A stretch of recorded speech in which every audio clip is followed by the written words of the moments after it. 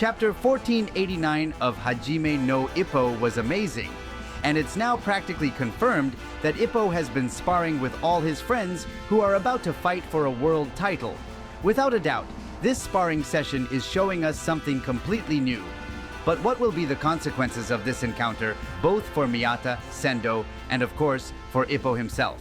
As usual, we'll start with a recap of the chapter, covering the most important points and references to previous chapters. Then we'll move on to conclusions and final theories. All right then, let's dive into the review.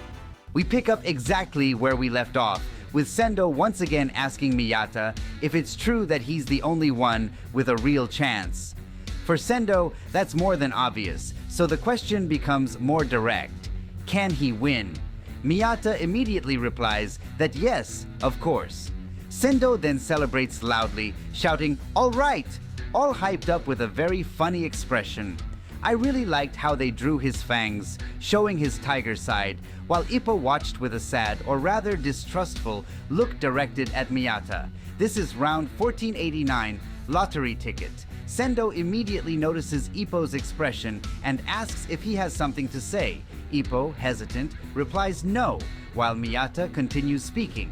"I'm not lying, it's the truth," he says. "All right then, what are my chances?" asks Sendo. Miyata pauses for a second and replies, 1 in 100. If you fought 100 times, there's a chance you'd win once. Ippo is shocked by those words, noting how brutally honest Miyata is. He thought Sendo would get upset for quote-unquote having little faith in him. "If we fought 100 times, I'd win once?" says Sendo, clenching his fist. "Great," he says, celebrating again. Ippo jumps up with a hilarious expression, stunned by how positive Sendo is. "I just have to win the first one," says Sendo. "I can't hold back anymore. I need to move. Let's spar. I promise I'll hold back," he says to Miyata, throwing some light punches. Without a doubt, in this chapter, the three of them are acting like best friends, and honestly, I love that. "Are you serious? Your title fight is tomorrow," says Miyata. "If I were you, I wouldn't do it no matter who it's against. But if you really want to sweat Shadowbox," he adds, while blocking Sendo's punches. "I'm burning up here. Isn't anyone up for it?" says Sendo, clenching his fist again and immediately turning to Ippo, making it clear who's the easiest friend to convince. You're going to spar with me," he says, as Ippo makes a funny face and starts running away.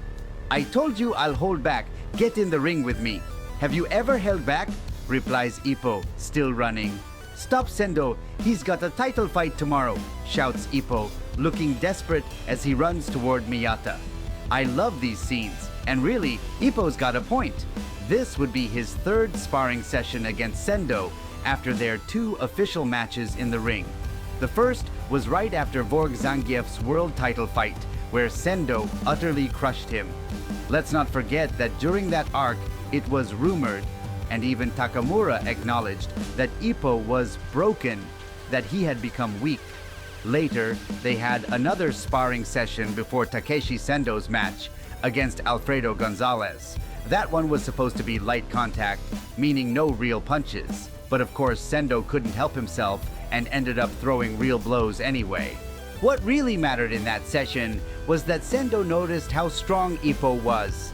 His physical condition was as good, or even better, than when he was an active fighter. That motivated him a lot. Even Sendo's coach Yanaoka thanked Ippo back then, because thanks to that sparring session, one that seemed insignificant to Ippo, Sendo was able to show something incredible in his match. And he did. He won. Back to the current chapter, Sendo keeps insisting, "Come on, aren't we friends?" "Stop him!" shouts Ippo. "Sendo, you're not thinking clearly," says Miyata. "Even if you promise to hold back, one wrong move and someone could get hurt." Relieved, Ippo thinks it's all over, but then Miyata adds, "It'll only be 1 round." We go straight into a double-page spread showing both of them in the ring, with Miyata in the background holding a stopwatch, thinking, whatever, I'm not the one fighting for a title. Pretty cold from Miyata, huh? Though honestly, we all know he does care about Sendo and Ippo, even if he pretends not to. Ippo is still very uneasy and brings up what Miyata had just said. "Didn't you say not to do it, no matter who the opponent was?" Do either of you even think? He adds. You really believe he'll hold back? Just look at him, he says, clearly stressed, while Sendo spins his arm around, super fired up. I'm burning up. A 1 in 100 lottery ticket. All I need to do is win the first time, shouts Sendo, officially starting the sparring session. By the way, before diving into the actual sparring, people have been wondering if Ippo is wearing ankle and wrist weights. Honestly, it doesn't look like it. The author usually highlights it when he takes them off, but we didn't see that in this chapter, so I'll assume he removed them off panel. Also, isn't it wild how fast Morikawa is moving things along lately? In the past, a whole chapter might have just been them climbing into the ring.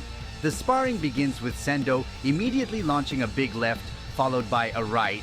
Ippo dodges both with ease, complaining that the punches are way too strong, but Sendo insists he's holding back, which leads us to the best scene in the chapter, Ippo using footwork to avoid Sendo's punches. Not just ducking, but pivoting on his left leg.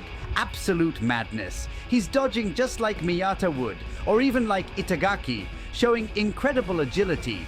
And it's worth noting that since his retirement, Ippo has sparred against both Vorg Zangief and Ryo Mashiba, and in both matches, he used his classic peekaboo infighter style.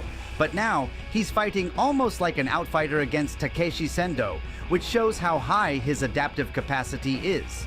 This has been mentioned a lot by the fan base, but no one expected Ippo to start showing traits of a pure stylist.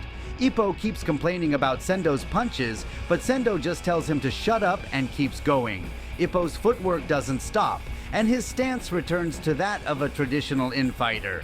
Miyata recognizes the skill, saying he never saw Ippo dodge like that back when he was active. He points out that dodging this way allows for strong counters and effective offense.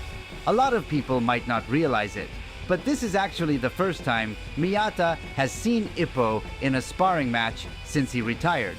Sendo, on the other hand, already saw him in action before, like in the sparring match against Vorg we talked about earlier. As we near the end of the chapter, Sendo uses a right feint. Ippo reads it just in time and guards against the real punch, a devastating left smash. Even though Ippo blocked it, the force of the hit lifted him off the ground. That was shocking. Imagine if Ippo hadn't blocked it. He might be unconscious right now. Sendo definitely isn't holding back. Or is he? What if that hit, strong enough to lift Ippo off the floor, was only at half power? That'd be even crazier. By the way, I absolutely love that panel where Sendo smiles and says, "Gotcha." Honestly, he even looks kind of handsome there. Why not say it? In that scene, we also see part of Ippo's leg and there are no weights, which reinforces the idea that he's not wearing them anymore. Now for my conclusions. I really like the dynamic between these three boxers. It reminds me a lot of the old trio, Chief Genji Kamigawa, his friend Jinpachi Nekota, and Dankichi Hama, who is now Vorg Zangief's coach. If we compare their boxing styles, Nekota would be the Miyata-type technician, Sendo would be the more brutish Kamigawa-style brawler, and Ippo would be a technically skilled tactician like Dankichi. Just to be clear, I'm only talking about style. Ippo clearly inherits Kamigawa's legacy. As for the implications of this sparring, I think Ichiro Miyata will benefit the most. Seeing Ippo's current potential and what he'll likely show in the upcoming chapters might really motivate him and reignite his desire to face him in the ring one day. For Sendo, training with Ippo is always beneficial. It's obvious he gets fired up when facing his former rival and friend. I also wouldn't rule out the possibility of Ippo telling him about his anti-Ricardo strategy, the same one he mentioned over the phone to Miyata in previous chapters. Now, the one who might come out most hurt from this sparring is Ippo, but at the same time, it might light that flame in his heart again, the one that'll make him return to the ring. Let's not forget, after fighting Sendo, Ippo Makunuchi must come back. Kumi said this a long time ago, and if you don't remember that, let me know in the comments if you'd like a video reviewing it. If you made it this far, don't forget to subscribe, and if you want early access to the videos, consider becoming a member of the channel. Good night, champ!